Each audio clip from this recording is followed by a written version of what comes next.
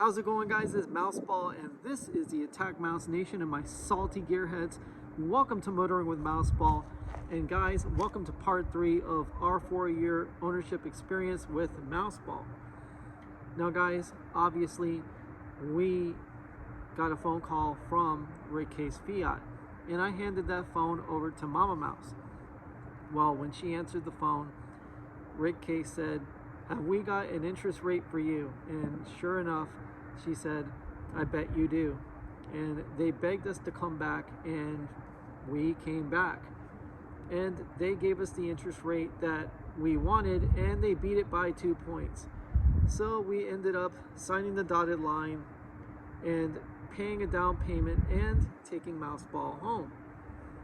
And from there, it was a jump down a rabbit hole that I never expected to happen to me or to her.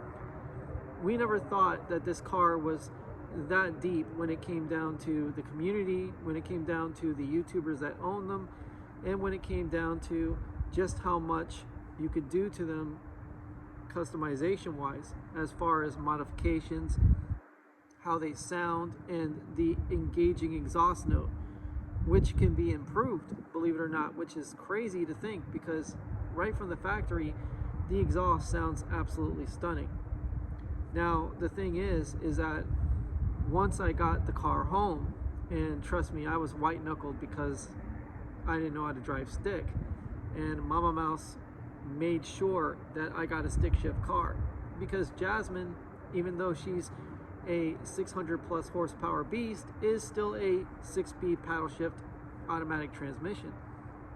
So she says, "You're going to learn how to drive a manual if it kills you." And I felt like it was going to kill me, because once you get past first gear, you're okay. Once you get past reverse, you're okay. And from there, any gear in between is pretty easy to drive. So at that point, it was merely a week into owning the car when I got a box in the mail. And Mama Mouse was away on some business, and this was when she was flying in between California and Florida. You know, she was actually doing business with her dad in California, and this was before COVID-19 hit the scene. Now, when she sent that box, it was for Christmas, and I had no idea what was in that box. When I opened it up and she was on Skype with me, she said, "This is our mascot." And sure enough, it was a mouse that was shaped like a ball. And when I looked a little deeper into it, well, that mouse's name was Togedemaru. And Togedemaru was exactly the same color as this 500 Abarth behind me. And to make matters even better, had these little barbs that kind of like protruded out when it got angry. So it was kind of like a mouse that was like a scorpion. And when you actually look into the history of the Fiat 500, well, they're called Topolinos. And a Topolino is a mouse in Italy. So it made perfect sense. A mouse that had barbs like a scorpion or stingers like a scorpion, and it just fell together. It came into sync.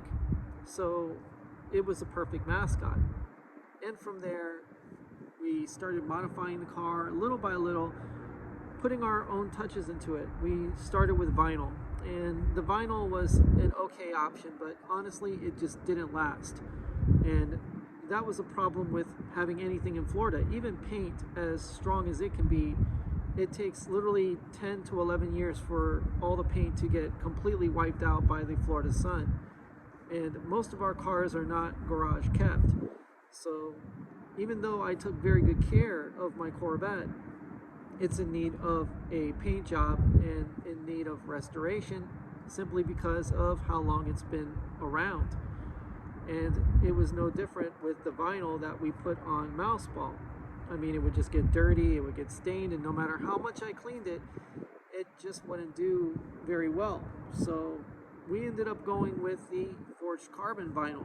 And this was pretty much in 2018, before it was actually a popular thing to put on your car. And we did the triangles in forged carbon. We did the, back triangles in forged carbon on the lift gate. and we pretty much made the car as, how would you put it, factory stealth as possible.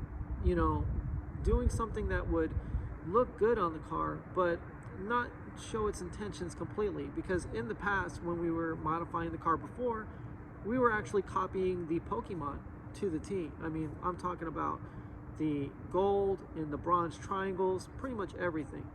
And that's when Mama Mouse came up with all these great ideas, like the Pokemon shift knob, which has Mouseball in it.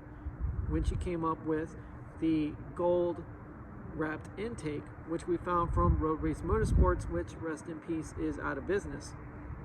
We found out about Mikey Turbo. We found out about Alex Romedia. We later discovered Germ's DNA.